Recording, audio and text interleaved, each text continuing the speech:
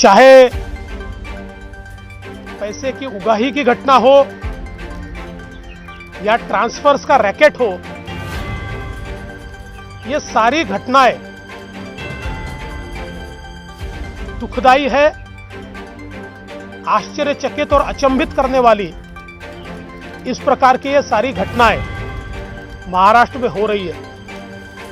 किंतु इसमें सबसे आश्चर्य की बात अगर कोई है तो वो है मुख्यमंत्री जी का मौन। इतनी सारी घटनाएं होने के बावजूद महाराष्ट्र के मुख्यमंत्री जी ने उसके ऊपर एक बयान भी नहीं दिया। पवार साहब ने 2 प्रेस ली, किंतु जो मंत्री है उनको केवल बचाने का प्रयास पवार साहब ने किया। पवार साहब ने कहा कि मूल घटना की ओर देखिए, मूल घटना तो देखनी पड़ेगी, पर मूल घटना के आड़े आप भ्रष्टाचार को नहीं छिपा सकते।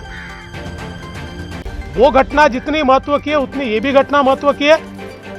हाँ, ये हम जरूर मानते हैं कि जो मूल घटना है उसका तो पर्दाफाश होना ही चाहिए, और उसके साथ साथ उसको आड़ में लेकर आप ये जो हफ्ता वसूली की घटना है, ट्रांसफर्स का रैकेट है, इसको आप रोक नहीं सकते, उसकी भी जांच होनी चाहिए।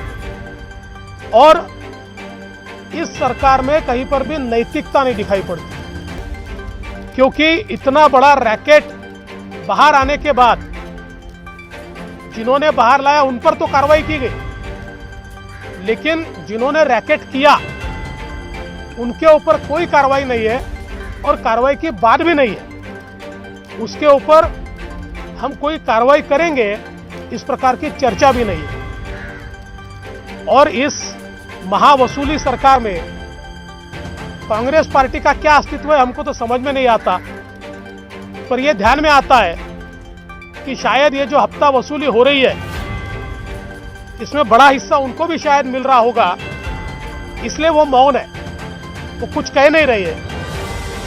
और इसलिए हम उनको भी पूछना चाहते हैं कि भाई आप भी बता दीजिए कि आपकी जितनी सत्ता में हिस्सेदारी क्या उतनी हफ्ते में हिस्सेदारी है। कुल मिलाकर इस सरकार ने पूरी तरीके से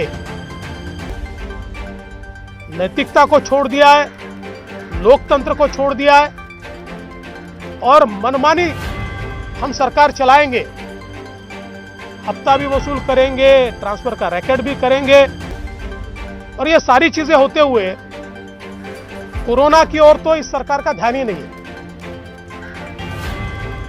जिस प्रकार से कोरोना की केसेस महाराष्ट्र में बढ़ रही है, देश का एपिसेंटर कोरोना बना है, और मैं समझ नहीं पाता कि महाराष्ट्र में इतना कोरोना क्यों बढ़ रहा है। सरकार इस पर क्या करती है? क्या सरकार ने इस पर उपाय किया है?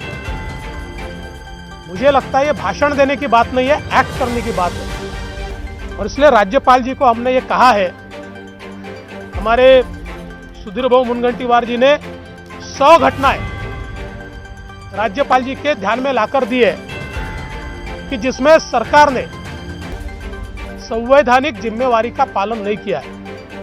और राज्यपाल जी से हमने इतनी ही मांग की है कि चूंकि मुख्यमंत्री भी बोलते नहीं है, सरकार भी ठीक चल नहीं रही है, ऐसे समय कम से कम मुख्यमंत्री जी को आप इसके ऊपर रिपोर्ट मांगिए।